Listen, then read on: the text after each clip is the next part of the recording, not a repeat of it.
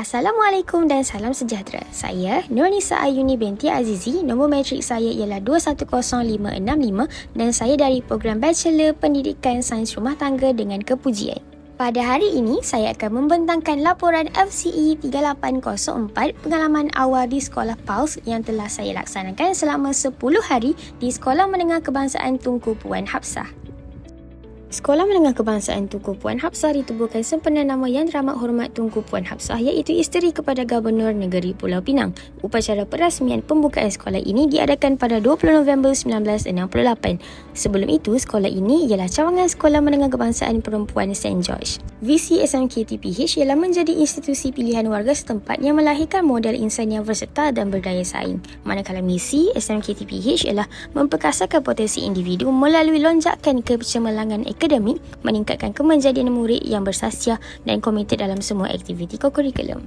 Lokasi SMK Tunku Puan Hafsah bertempat di Jalan Sepoy Lines 10450 Georgetown, Pulau Pinang. Berikut ialah infrastruktur sekolah dan persekitaran sekolah serta bilik darjah di SMK Tunku Puan Hafsah.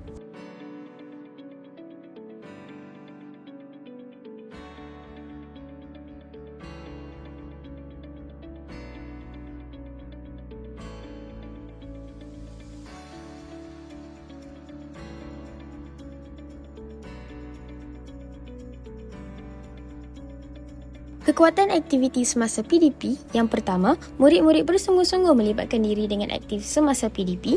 Yang kedua, murid berasa lebih selesa dan tidak tertekan dalam menyampaikan idea dengan lebih meluas semasa PDP. Dan yang ketiga, guru menggunakan pelbagai jenis alat bantu mengajar dan bahan bantu mengajar dalam PDP.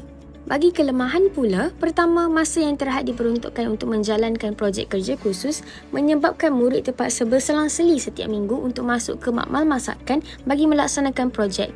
Yang kedua ialah sukar untuk mengawal tingkah laku murid kerana segelintir murid akan menyalahgunakan aktiviti yang dilaksanakan oleh guru untuk berbual bersama rakan.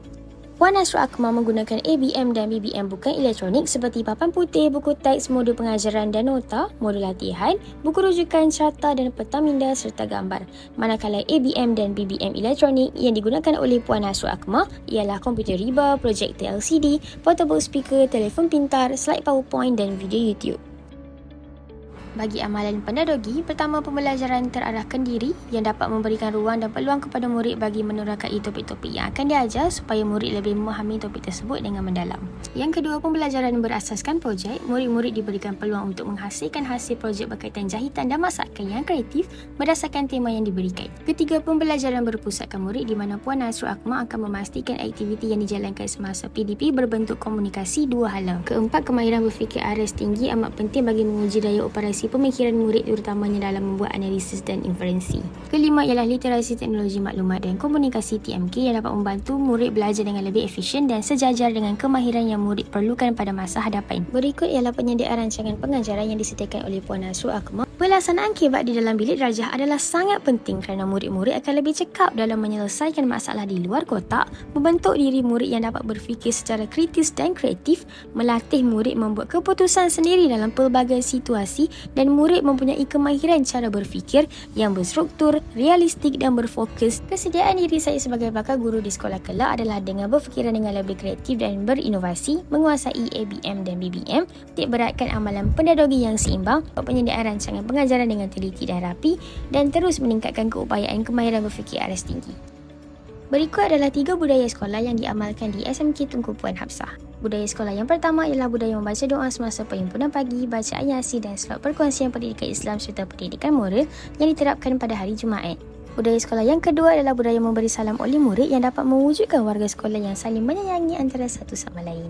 Budaya sekolah yang ketiga adalah budaya memberikan hadiah kepada murid yang hadiah penuh pada setiap bulan dan menghias tapak perhimpunan dengan cantik supaya murid berasa diri mereka dihargai dan berasa seronok untuk hadir ke sekolah.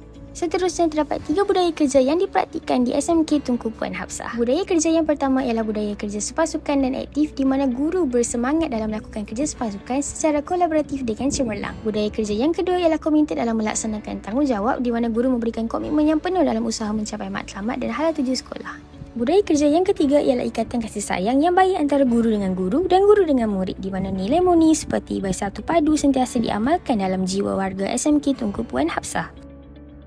Pada pendapat saya, cadangan penambahbaikan yang dapat dilaksanakan adalah dengan memanjangkan tempoh PAUS kepada sebulan supaya pelajar dapat mengikuti lebih banyak program dan aktiviti yang dijalankan di sekolah. Selain itu, saya juga berpendapat bahawa unit PAUS dapat membenarkan pelajar untuk melaksanakan PDP dan kelas ganti dalam bilik darjah kerana pelaksanaan PDP dan kelas ganti dapat mendekatkan lagi jiwa dan diri pelajar bagi berinteraksi dengan murid-murid di sekolah. Sebagai rumusan, kursus FCE 3804 pengalaman awal di sekolah PAUS memberi pengalaman berharga serta impak yang positif kepada diri saya.